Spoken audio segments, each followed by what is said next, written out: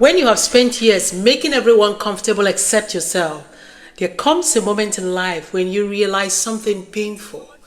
You know how to make everyone else comfortable, but you don't know how to be comfortable yourself. If that sentence landed heavy, this conversation is for you. Many people live this way quietly. They are dependable, considerate, emotionally aware, they read rooms well, they anticipate needs, they avoid conflicts, and slowly, without meaning to, they disappear inside their own lives. Not because they are weak, but because they learned early that peace came from pleasing others. So every bit of the life they have lived, if they are male or female, they have lived pleasing people around them, pleasing their classmates, pleasing their colleagues, pleasing their wives or their husbands, pleasing their in-laws. That's the life they have lived. If you are that person, this video is for you. And if you're new here, this is Heal and Rise with Adeline.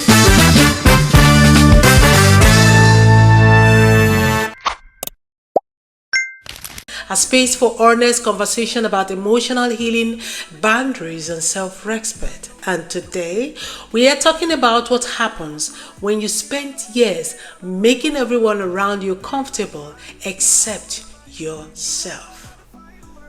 The roots of this pattern. This pattern often starts early in life. Maybe you were the peacemaker in your family, the responsible one, the trusted one, the child who learned that being easy meant being loved. So you adapted to that way of life. You softened your needs. You swallowed your discomfort. And over time, that adaptation became your identity. The honest hidden cost of these sacrifices. Here is the truth. Many don't talk about it. Making everyone comfortable comes at a cost. You may feel emotionally tired for no clear reason. Resentful, then guilty for being resentful. Disconnected from your own desires. Unsure of what you even want anymore. This isn't selfishness, it's emotional depletion. Imagine someone who never says no to anything. You never say no to your boss. You never say no to your husband or your wife. You never said no to your children. You never said no to your colleagues. They attended every event, helped everyone, listened endlessly, but when they finally need support, they don't know how to ask. And no one notices they are struggling. You want to learn to reclaim your life, your happiness. Because healing begins with small, honest shifts. First, notice where you override yourself, your feelings. Practice pausing before saying yes. Allow discomfort without fixing it. Express needs without apologizing. Choose one daily act of self-honor. Ask yourself, if I stopped performing comfort, what would I feel? That question changes everything about your initial way of thinking. Many people worry, if I stop being this way, I'll lose people. But the truth is, you don't lose the people meant for you. You lose the version of yourself that was exhausted. And that's not loss, that's growth. That's evolving. That's transformation. That's growing. So learning to choose yourself doesn't make you cold. It makes you honest. You can still be kind without being invisible.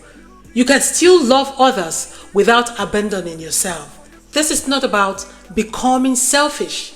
It's about becoming whole, mentally whole, okay, happy, and comfortable yourself.